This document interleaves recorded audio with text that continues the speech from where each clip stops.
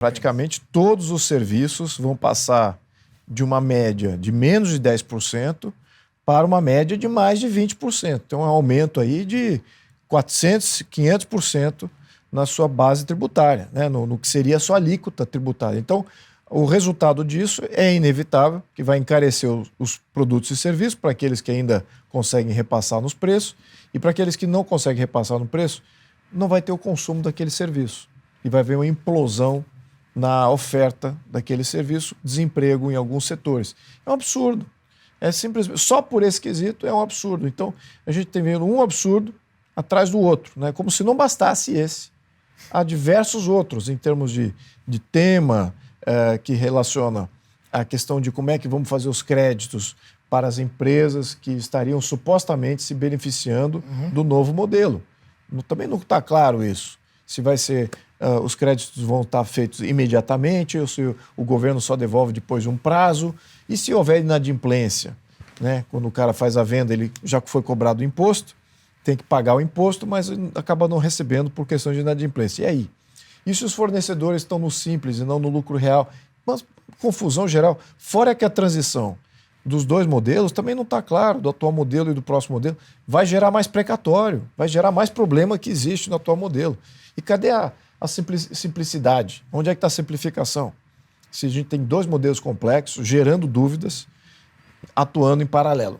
Na minha opinião, não vai ser nada fácil para as pequenas e médias empresas fazer essa transição e já esse seria um grande problema de conviver com um modelo novo, em que vai ter todos esses prejuízos de ter aumento de alíquota e não poder ter os créditos na hora certa. Isso sem falar nas questões políticas, dos repasses para os estados e municípios, que também não está muito claro em que tempo que isso vai ocorrer. Se vai ocorrer em tempo real, a Receita Federal vai ficar com esses valores e vai devolver depois de um tempo.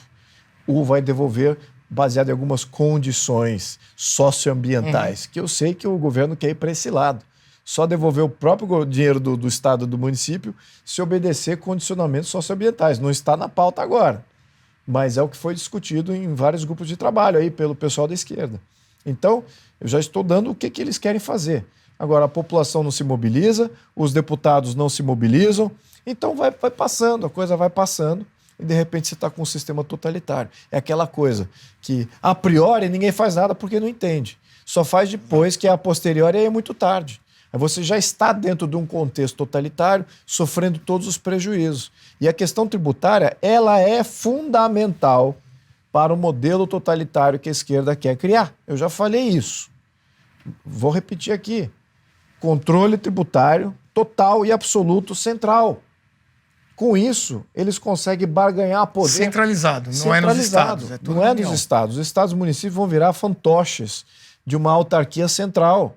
Fora essa questão de alíquota, que já está altíssima, imagina se tem um pequeno serviço que é exclusivo de uma região, exclusivo de uma cidade, e que não existe no resto do Brasil.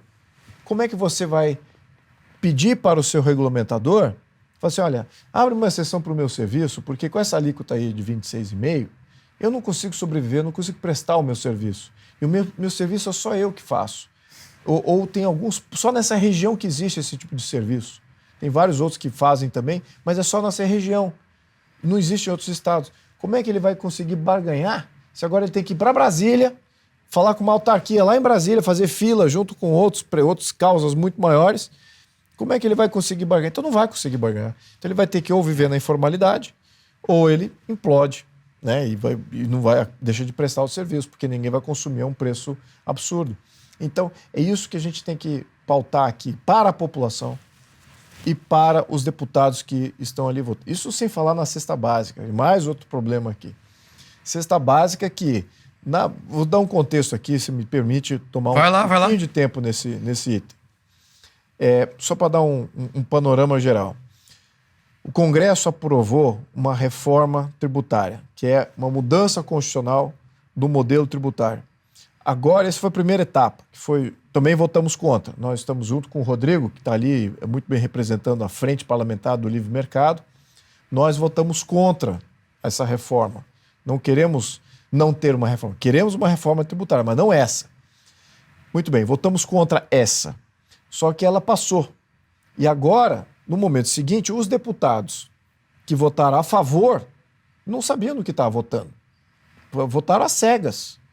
E aí, no dia seguinte, literalmente, menos de 24 horas depois, com o texto na mão, aí sim, com uma noite, já do texto aprovado, com uma noite, no dia seguinte, de manhã, muitos deputados falaram: ih, olha o que a gente votou.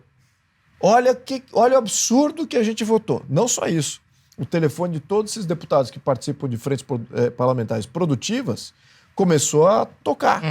Com diversos setores falando: que absurdo é esse que vocês votaram favorável? Que vocês colocaram agora nas nossas costas. Então, o que acontece? Formaram-se frentes parlamentares e para fazer propostas de regulamentar essa reforma tributária. E aí é nesse estágio que a gente está. Só que as nossas propostas, que eram até boas, que veio da Frente Parlamentar do Agronegócio, a nossa proposta de imposto seletivo, depois tem outro grupo que fez propostas sobre o IBS e o ICBS e tal, eram propostas que diminuíam o impacto negativo da reforma tributária que foi aprovada a tapetão, a empurrão aí comprado pelo governo. Só que o governo falou o seguinte: não queremos essas propostas dos parlamentares, queremos a nossa proposta. E aí pediu para o nosso presidente de Câmara, Lira, não formar uma comissão especial, porque na comissão especial o parlamentar tinha mais poder de voto, poder de emenda, forma grupo de trabalho para eles terem o comando de quem será o relator e qual será a proposta final a ir a voto. É nesse estágio que a gente está. Então estamos com uma proposta espúria, comprada pelo governo federal, e os deputados agora que estão ali naquele balanço, né? Alguns estão vendo que está muito ruim a proposta, querem negociar mais. Alguns setorialmente estão sendo contemplados, porque o governo está comprando o voto de cada um. Então, de cada um dos setores das frentes: olha, vou comprar o seu voto, o que você quer, para ver se forma uma maioria, pelo menos passar essas leis complementares para que aí possamos, de fato, ter uma reforma tributária efetiva. Então, nesse contexto, o que eu posso dizer? Saímos perdendo na cesta básica, saímos perdendo no imposto seletivo, saímos perdendo em vários outros quesitos, e vários setores estão saindo prejudicados, mas não é só isso. O que é o principal aqui é: o consumidor vai sair prejudicado, o pequeno e médio empreendedor vai sair prejudicado, vai ficar muito mais complexo de fazer negócio no Brasil, e a previsibilidade de absolutamente tudo simplesmente desaparece. Se já era difícil no modelo atual, com os dois modelos em transição e com o modelo futuro fica quase impossível.